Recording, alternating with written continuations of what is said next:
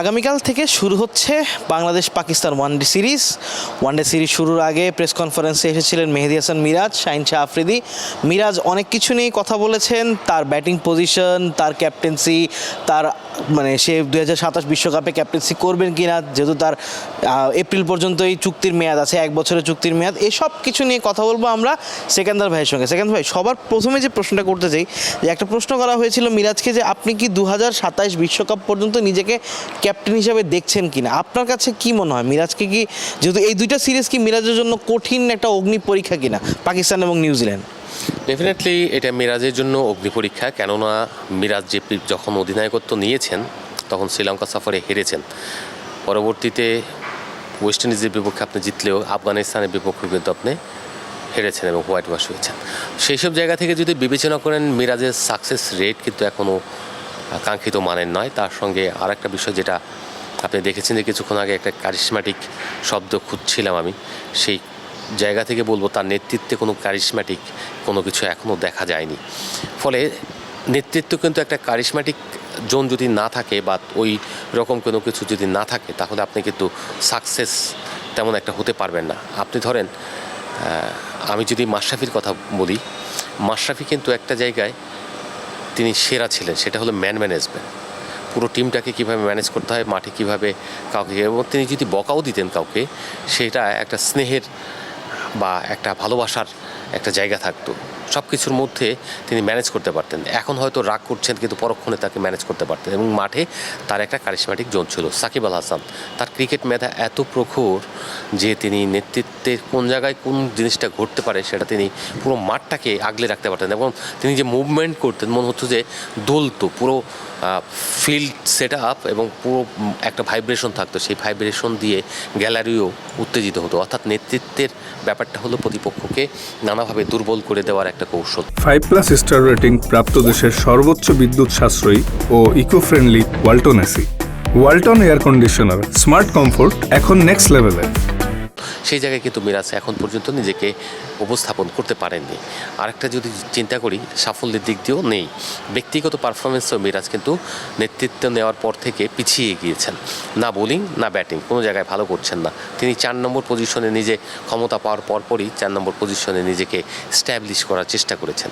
Unfortunately তিনি সেখানে ব্যর্থ হয়, তাকে আবার পূর্বের পজিশন, যেখানে তিনি স্বচ্ছন্দ বোধ করেন এবং যেখানে তিনি সাকসেস হয়েছেন, সেই জায়গায় ফিরে গিয়েছেন। যার যেখানে আসলে স্পেশালিটি, সেই জায়গাটা একবারেই জাম্প করে আপনার উপর দিকে না আসাই উত্তম। আপনি যখন 7 এবং 8 খেলেন এবং সেই জায়গায় যখন আপনার সাকসেস রেটটা অনেক হাই, তখন আপনাকে ধীরে ধীরে যদি আপনি ওই একটা করে পজিশন জাম্প করতে থাকেন, তাহলে হয়তো ভালো করতেন। সেটা না করে তিনি যেটা করেছেন, এক লাফে 4-এ চলে আসছেন এবং সেখানে ব্যর্থ হয়ে তিনি আবার 8-এ চলে যাচ্ছেন। সেই জায়গা থেকে বলবো, আপনি যেটা জিজ্ঞেস করলেন যে এই সিরিজ এবং পরের সিরিজটা তার জন্য কতটা চ্যালেঞ্জিং, অবভিয়াসলি অনেক চ্যালেঞ্জিং। এই কারণে যে তিনি যদি এই দুটো সিরিজ না জিততে পারেন, তাহলে বাংলাদেশের যে র্যাঙ্কিং উন্নতির স্বপ্ন, সেটা বিসর্জন যাওয়ার পথে। কারণ হচ্ছে আপনাকে 8 দলের মধ্যে থাকতে হবে 2027 সালের 30 মার্চের মধ্যে। সেই জায়গায় অনেকগুলো সিরিজ রয়েছে দেশে এবং বিদেশে। দেশের সিরিজগুলোই জেতার চেষ্টা করবেন, অ্যাওয়েতে হয়তো আপনি জিতবেন এমন কোনো নিশ্চয়তা নেই। আর দেশের সিরিজগুলি মূলত ওডিআই সিরিজ এখানে বেশি, জিম্বাবুয়ের সিরিজ বাদ দিলে। তো সেই জায়গায় আপনাকে এই পাকিস্তানের বিপক্ষে যদি জিততে পারেন বা হোয়াইট ওয়াশ করতে পারেন তাদেরকে, তাহলে আপনার জন্য একটা স্পিড কাজ করবে। বছরটা আপনি জয় দিয়ে শুরু করেছেন এবং পরের সিরিজটা তখন আপনার জন্য ইজিলি হয়ে যাবে। এবং তখন হোম সিরিজটা আপনি, যেটা আমরা দেখি, স্লো অ্যান্ড টার্নিং উইকেট বানিয়ে নিউজিল্যান্ডকে হয়তো হারাবেন, কারণ আপনার জিততে হবে। এই কন্ডিশনটা যেটা বানানো হয়েছে এই সিরিজের জন্য, কিছুটা ফাস্ট বোলারদের জন্য সুবিধা থাকবে। সেই জায়গায় কিন্তু মিরাজদের একটা পরীক্ষা দিতে হবে, ব্যাটিং বোলিং দুটা ক্ষেত্রেই। কারণ হচ্ছে সাম্প্রতিক সময় আপনার ওয়েস্ট ইন্ডিজের বিপক্ষে সিরিজ জিতেছেন, কিন্তু সেই উইকেটের কন্ডিশন কিন্তু আপনার ফেভারে ছিল। ম্যাক্সিমাম স্পিনের দিয়ে আপনি করেছেন। আমরা দেখেছি ওয়েস্ট ইন্ডিজ একদম পুরো 50 ওভার আপনার স্পিন দিয়ে বোলিং করেছে, যেটা সচরাচর দেখা যায় না, যেটা চিন্তাও করা যায় না। তার মানে হচ্ছে আপনি কিন্তু ওই কন্ডিশন রেখে খেলছেন না, খেলছেন হলো পাকিস্তানের সঙ্গে ওই কন্ডিশন দিলে পাকিস্তান আপনাকে উড়িয়ে দেবে। কারণ হচ্ছে আপনার ওখানে 2জন লেগ স্পিনার রয়েছে, একজন চায়নাম্যান আর কি, সঙ্গে চায়নাম্যান এবং লেগি, প্রথাগত লেগি, এই দুটো মিলে কিন্তু একেবারে ওদের শক্তিশালী বোলিং লাইন আপ।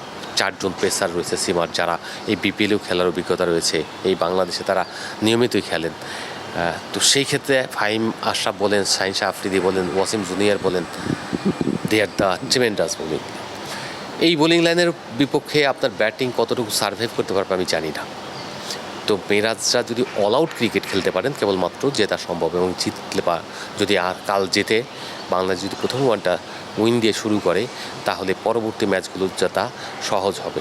এবং মিরাজের জন্য অগ্নি পরীক্ষা এই কারণে যে জিততে হবে, না জিতলে তার ক্যাপ্টেন্সি যাবে এবং নতুনভাবে বিশ্বকাপটা শঙ্কার মধ্যে হয়তো পড়বে না শেষ পর্যন্ত হয়তো, কিন্তু হাত বদল হয়ে যাবে নেতৃত্বের। আবার এখানে নাজমুল হোসেন শান্ত ফিরে আসতে পারেন, কারণ নাজমুল হোসেন শান্ত অধিনায়ক হিসেবে একটা ভালো নেতা। আমি বলবো এই কারণে নাজমুল হোসেন শান্তর ভিতরেও নেতৃত্বের জায়গায় একটা কারিশমাটিক ব্যাপার রয়েছে। ওয়ানডে ফরম্যাটে তিনি থাকবেন নিয়মিত, টি-20টা তিনি এখন ওইভাবে আসেন নাই, সেহেতু ওয়ানডে ফরম্যাট থাকলে টেস্টে তিনি ক্যাপ্টেন, এবং তার ভিতর নেতৃত্ব গুণ রয়েছে এবং ম্যান ম্যানেজমেন্টের সবচেয়ে ভালো ক্ষমতা রয়েছে। শুধু তাই না, পারিপার্শ্বিক যে ব্যবস্থাপনা সেই জায়গায় তার একটা গুণাগুণ রয়েছে। এখন মিরাজ শুনলে এইসব কথা হয়তো মন খারাপ করবে, মাইন্ড করতে পারেন, বাট দিস ইজ রিয়ালিটি। এবং এই সত্যটা তাকে মেনে নিয়ে তিনি যত বেশি এই দলটাকে বা অন্যের সহযোগিতা নিয়ে হলেও ভালো কিছু উপহার দিতে পারবেন তত বেশি মঙ্গল। অনেক ক্ষেত্রে মিরাজ হয়তো এই রিয়েলিটিটা নাও মানতে পারেন, সে হয়তো আপনাদেরকে আমাদেরকে একটু মনে করতে পারেন আমরা তার পক্ষে না বিপক্ষে না, বাট পারফরমেন্স তো শেষ পর্যন্ত কথা বলবে। যদি সেটা হয়, এবং মিরাজ কি আসলে বর্তমান প্রেক্ষাপটে মিরাজকে নিয়ে অনেক কাটাছেড়া করা হয়েছে, নিজে উপরে গিয়েছেন নিজে গিয়েছেন, আপনার কাছে কি মনে হয় বোলার মিরাজ বাদে অলরাউন্ডার মিরাজ কি 11 ক্যাপ্টেন্সি বাদে অলরাউন্ডার মিরাজ কি এই 11-এ থাকার মতো মানে জায়গা পাওয়ার মতো ক্রিকেটার? অলরাউন্ডার কিন্তু তিনি এখনও হয়ে ওঠেননি যেভাবে তাকে বলা হয় অলরাউন্ডার। আমরা একজন অলরাউন্ডার বলতে যেটা বুঝি সাধারণত সাকিব আল হাসান, তাকে আমরা বলতাম যে অলরাউন্ডার। মোসাদ্দেক সৈকত অলরাউন্ডার প্রপারলি না, সেমি অলরাউন্ডার।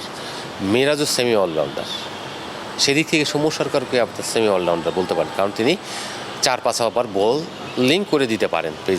তার যে বোলিংটা রয়েছে সেই সব জায়গা থেকে যদি চিন্তা করেন, এইরকম সেমি অলরাউন্ডার আর অলরাউন্ডার হয়ে ওঠার মধ্যে অনেক পার্থক্য। অলরাউন্ডার কিন্তু ওয়ার্ল্ডে খুব কম জায়গায় হয়, এবং যারা হয় তারা কিন্তু খুব ভালো করে। সাইফুদ্দিনকে আপনি বলতে পারেন অলরাউন্ডার, কারণ সাইফুদ্দিন জেনুইনলি ব্যাটিংটাও ভালো পারেন এবং বোলিংটাও ভালো পারেন। তো এইরকম অলরাউন্ডার লাগবে। এখন মিরাজ ব্যাটিংটাকে অন অ্যান্ড অফ করেন, সবসময় কিন্তু ব্যাটিংয়ে খুব ভালো করেন না, এবং তার যদি ব্যাটিংটা ওই অবস্থায় থাকতো তাহলে কিন্তু আজকে এই জায়গায় আসতে হতো না। অফ স্পিনার হিসেবে কিন্তু শুধু মিরাজ সব জায়গায় টিকবেন না। তিনি টেস্টে আবার ব্যাটিংটা ভালো করেন বলে মিরাজ, এই কারণে কিন্তু নাইম হাসানের মতো একজন অফ স্পিনার, যিনি জেনুইন অফ স্পিনার, তিনি চান্স পান না। মিরাজের এই ব্যাটিংটা অ্যাডেড অ্যাডভান্টেজ থাকার কারণে তিনি এখানে টিকে রয়েছেন। তবে তার যে অপরচুনিটি, তিনি যদি এই 2 ফরম্যাটে খুব চেষ্টা করেন এবং মরিয়া হয়ে খেলেন, আমার ধারণা ব্যাটিংয়ে যদি একটু বেশি ফোকাস করেন বোলিংয়ের সঙ্গে সঙ্গে, তাহলে সাকিব যেমন ব্যাটিংটা নিয়ে খুব কষ্ট করতো, বোলিংটা তার সহজ হতো, তেমনই মিরাজকেই যদি অলরাউন্ডার প্রপার অলরাউন্ডার হয়ে উঠতে হয় তাহলে তিনি অবশ্যই তাকে আরও বেশি পরিশ্রম করতে হবে ব্যাটিং নিয়ে, এবং তাকে ওই 7 নম্বর খেললেও যেন 7 নম্বরটা তিনি যেন ওখানে সারভাইভ করে এবং ভালো ইনিংস উপহার দিতে পারেন, ম্যাচ উইনিং ফিনিশার হয়ে উঠতে পারেন, তাহলে যেটা মাহমুদুল্লাহ করেছেন সেটা কিন্তু তার জন্য অ্যাডেড অ্যাডভান্টেজ হয়ে উঠবে, এবং তিনি জেনুইন অলরাউন্ডার হিসেবে দলে থাকবেন এবং তাকে কেউ সরাতে পারবে না। কোনো কথা হবে না। লাস্ট প্রশ্ন, পাকিস্তানের প্রেস কনফারেন্স যখন হচ্ছিল শাহিন শাহ আফ্রিদি কিন্তু একটা 11 দিয়ে দিয়েছেন, কিন্তু কালকের ম্যাচে বাংলাদেশের 11টা কেমন হতে পারে?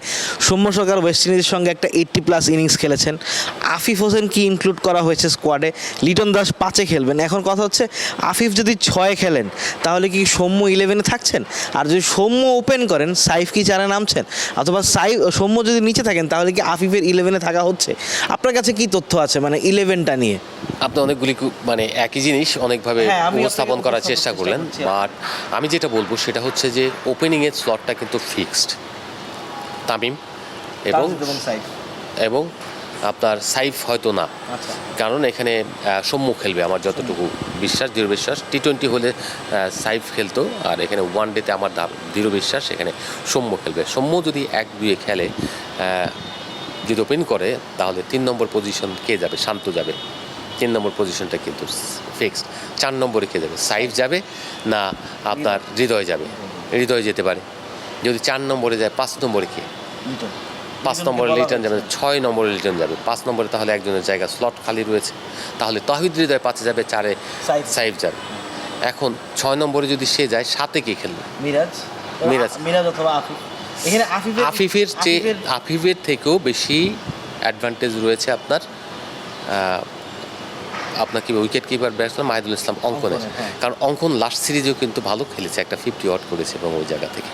তো সেই জায়গায় আপনি কাকে নেবেন, ব্যাটার কয়জন খেলাবেন, এইসব হিসাবের ব্যাপার রয়েছে। সেই সব জায়গা থেকে যদি চিন্তা করেন, এখন এই যে সাইফ এবং তৌহিদ হৃদয়, সৌম্যর খেলাটা আমি যতটুকু মনে করি যে নিশ্চিত সৌম্য টপ অর্ডারে থাকবেন, সৌম্য খেলবেন, সাইফ এখানে খেলবেন না, আমি যতটুকু মনে করতে পারি। এবং 4 নম্বরে যদি তাকে খেলায় তাহলে তাহিদ হৃদয় কোথায় যাবে?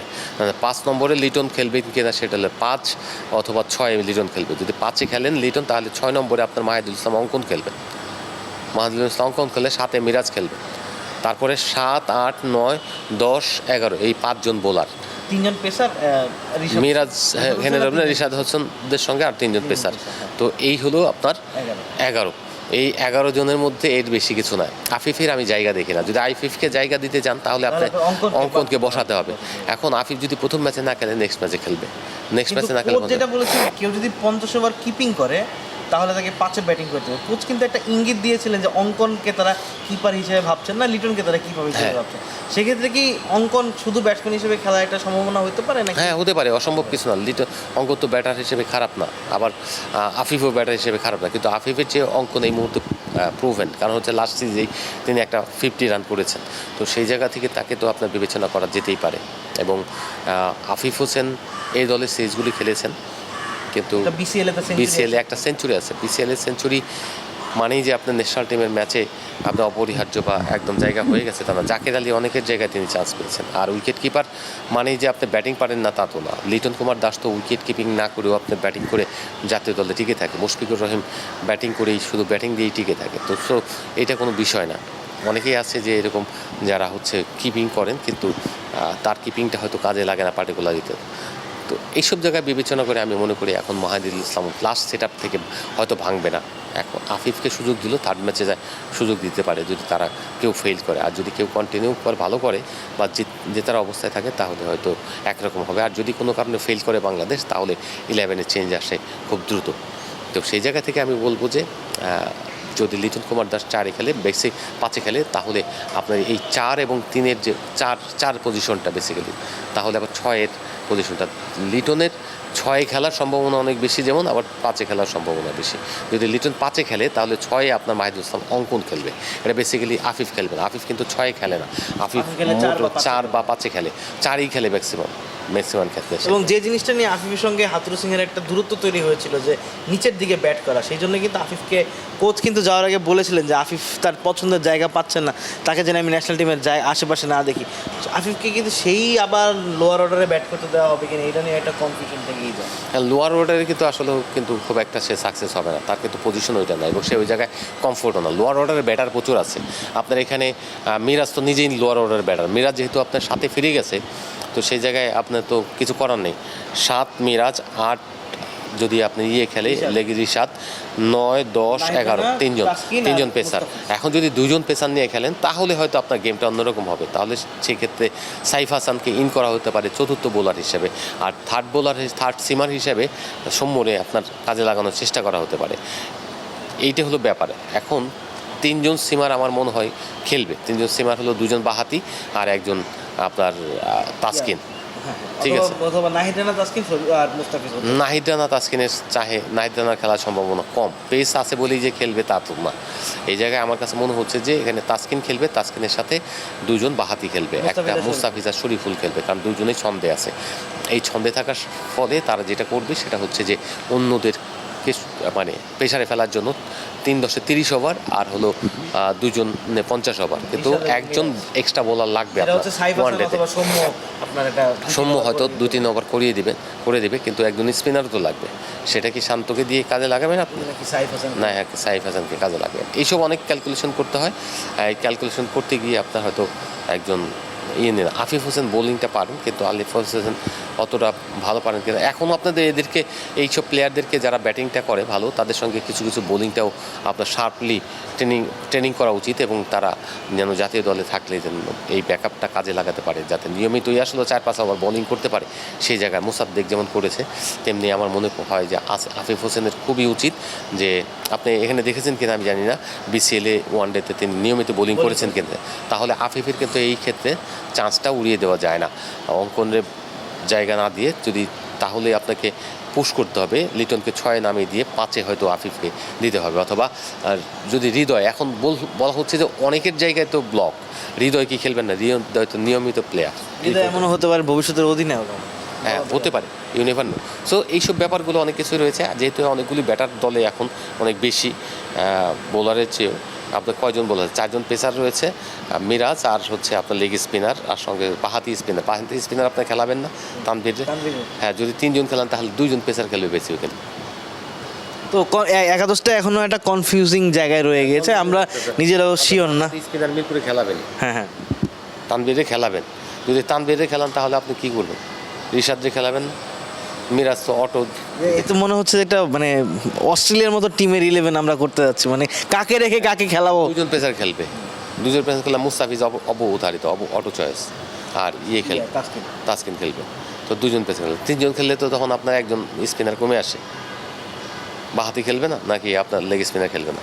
আমরা আমরা আমরা মনে হচ্ছিল যে অস্ট্রেলিয়াকে নিয়ে কথা বলছি বা ইন্ডিয়াকে নিয়ে কথা বলছি। টিমটা আসলে মনে হচ্ছে স্কোয়াডটা খুব ভালো হয়েছে, লিপু ভাই যাওয়ার আগে খুব ভালো স্কোয়াড দিয়ে গিয়েছে। তো দর্শক, এতক্ষণ পর্যন্ত এটাই ছিল। আগামীকাল সিরিজের প্রথম ওয়ানডে আমরা এক্সপেক্ট করব যে পাকিস্তানকে হারিয়েই ভালো শুরু করবে বাংলাদেশ। ততক্ষণ পর্যন্ত ক্রিক ফ্রেন্ডসির সঙ্গেই থাকেন এবং থাকবেন। আমরা ইনশাল্লাহ আগামীকাল আপনাদের সঙ্গে আবারও কথা বলবো।